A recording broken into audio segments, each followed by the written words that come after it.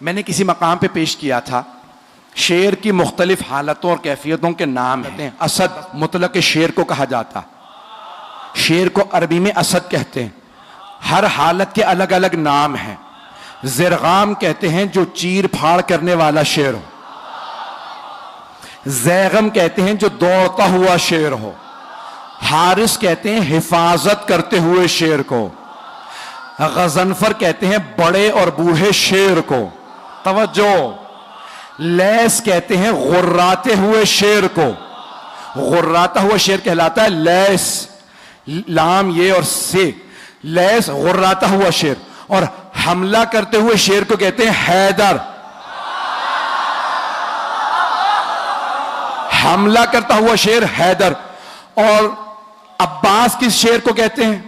تو میں نے لغت میں دیکھا تو مختلف معنی لکھے تھے، ایک جگہ لکھا ہے انگڑائی لیتے ہوئے شعر کو عباس کہتے ہیں، توجہ، دوسری لغت میں لکھا تھا، فیروز اللغات میں لکھا تھا عباس اس شعر کو کہتے ہیں جس سے شیر فرار کریں۔ اللہ کے شیر نے کہا یہ عباس ہے، بھئی عباس کوئی عام شیر نہیں، شیر خدا کا شیر ہے۔ رہیے گا، جناب عباس بہت شجاع، بہت دلیر، اور میں نے کسی مقام پہ پیش کیا تھا، اشارہ کر رہا ہوں صرف، کہ بے انتہا خوبصورت تھے جناب علی مرتضیٰ، اور سب سے زیادہ آپ کی آنکھوں کی تعریف کی گئی ہے۔ مولا کی آنکھیں بہت بڑی بڑی تھی، اور جب آپ میدان جنگ میں جاتے تھے نا تو آپ دانت بھینچ لیتے تھے، جب ذوالفقار کھینچتے تھے نا تو دانت بھینچ کے ذوالفقار کو کھینچتے، آنکھیں سرخ ہو جاتی تھی۔ اکثر لوگ آپ کی آنکھوں کو دیکھ کے وہیں مر جاتے تھے۔ مولا علی آنکھوں سے دشمن کو کھا لیتے تھے، بڑے بڑے سورما کا پتا پانی ہو جاتا تھا۔ جناب امیر کی وہی آنکھیں جناب عباس کے پاس تھیں۔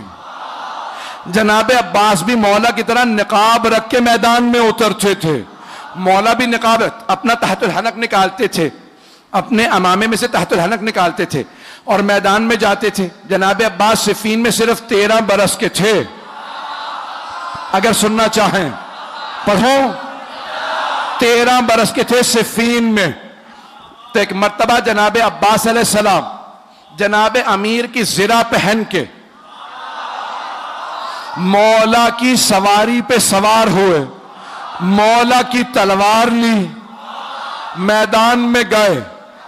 جناب عباس کی زلفیں طولانی تھی، رنگ بہت گورا تھا، تو ایک مرتبہ آپ نے تلوار کھینچی، لڑنا شروع کیا، ساری فوج کہنے لگی علی آ گئے، علی آ گئے۔ تو دوسرے پوچھتے پتہ کیسے ہے؟ کہا آنکھیں وہی ہیں، تیور وہی ہیں۔ چلیے گا، تو ایک مرتبہ جناب امیر سے کسی نے آگے کہا مولا آپ یہاں ہیں؟ وہاں میدان جنگ میں ہر آدمی نے شور مچا رکھا ہے علی آ گئے، علی آ گئے۔ مولا مسکرائے، کہا لڑنے والے سے کہو علی نے بلایا۔ جناب عباس سے کسی نے کہا آپ کو علی نے بلایا، آپ نے نقاب نہیں اتارا۔ ایک مرتبہ سواری سے اترے، بس مولا کا نام آنا تھا، گھوڑے سے اترے، ہاتھ میں تلوار تھی، خون بہ رہا تھا تلوار سے، چہرے پہ ابھی بھی نقاب تھا۔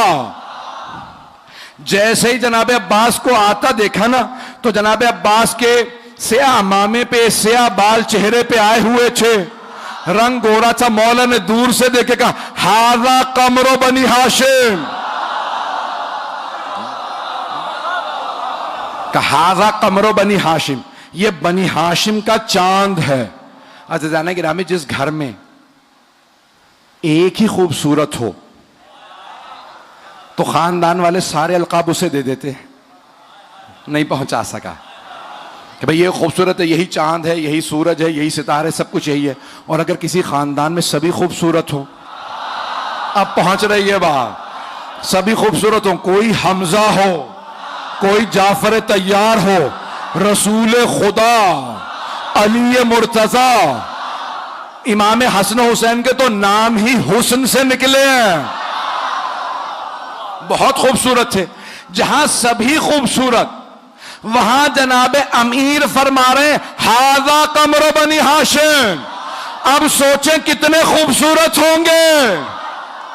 صرف آنکھیں نہیں، ناک جناب عباس کا، آپ کی پیشانی، لب، آپ کے بازو، آپ کا قد، ہر چیز دیکھنے سے تعلق رکھتی تھی. جو ایک دفعہ دیکھتا تھا وہ واپس آ کے پوچھتا تھا کون ہے. جب جناب عباس مدینے کے بازار میں جاتے تھے بازار رک جاتا تھا. جناب زینب کو کسی نے کہا جب آپ کا بھائی جاتا بازار رک جاتا. جناب زینب نے بولا کہ بھیا آج کے بعد سے چہرے پر نقاب رکھنا. کہ بی بی جیسا آپ کا حکم. کہ بھیا کہیں نظر نہ لگ جائے.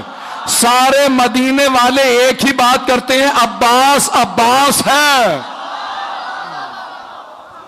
بہت خوبصورت ہے. میں دیکھ رہا ہوں آنکھوں میں آنسو ہیں. بھئی یہ ولایت و عقیدت کی علامت ہے کہ فضائل میں بھی آنکھوں میں آنسو آ جائے.